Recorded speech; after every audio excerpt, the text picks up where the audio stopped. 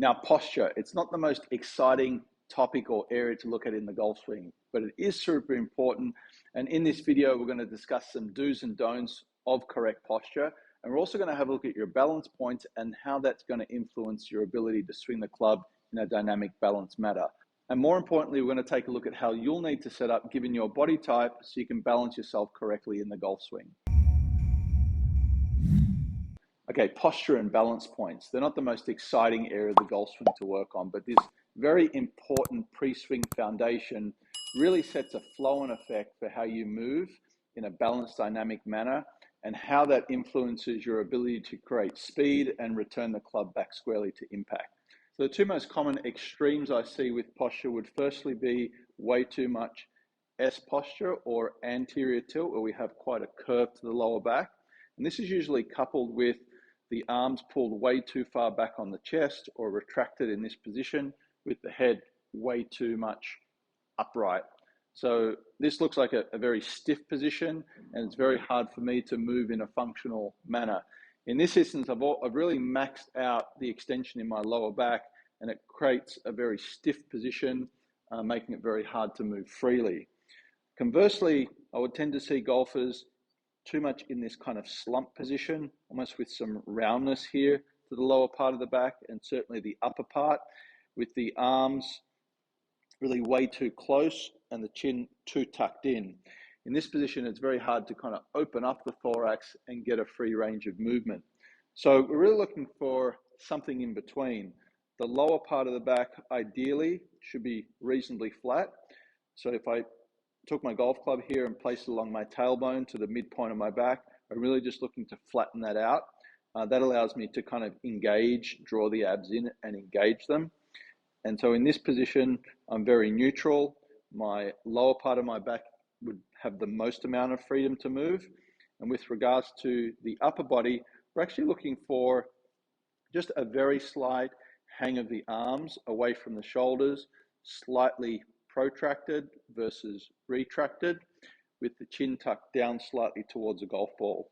So in this position, I feel the most athletic, my core's engaged, I have good arm hang, and my head's hanging naturally from my shoulders, and I'm ready to move freely. Okay, as it relates to balance points, probably the two biggest faults I see are golfers that get their weight going far too much out onto their toes, with their arms really a long way disconnected from their body.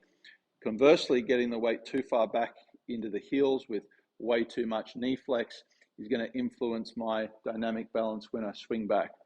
So one of the checkpoints I've used for a long time, and I do this every day with my teaching, is get the student either up against a wall, or you can certainly just use a golf club like I'm doing here.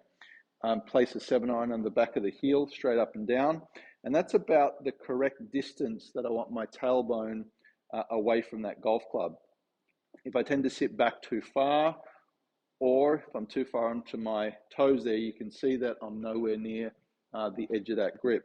So it just creates a good reference point, let's say for the right amount of knee flex.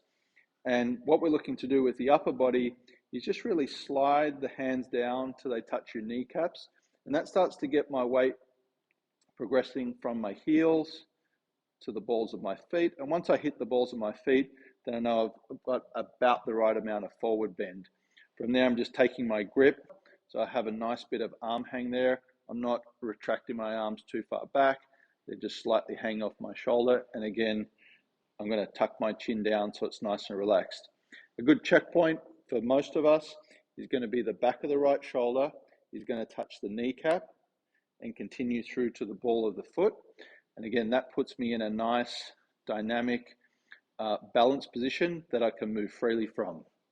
Now, if you're someone that tends to be a little bit top heavy, thick chested, you would tend to feel in this position like you're probably going to be a little bit more forward.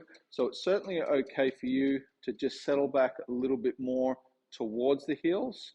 Conversely, if you're quite a bit taller, especially in the upper part of the body, your center of gravity can be more forward and you're going to feel like you can balance yourself there. So you can certainly get a sense of having a little bit more forward bend to get down to the golf ball, and or add just a little bit more knee flex.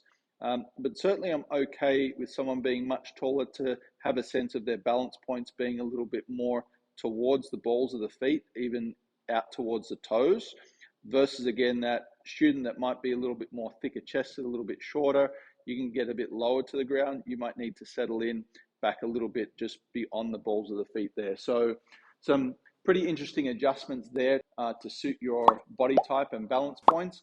And I know this information is going to be a really good foundation to get you moving dynamically and freely in the swing.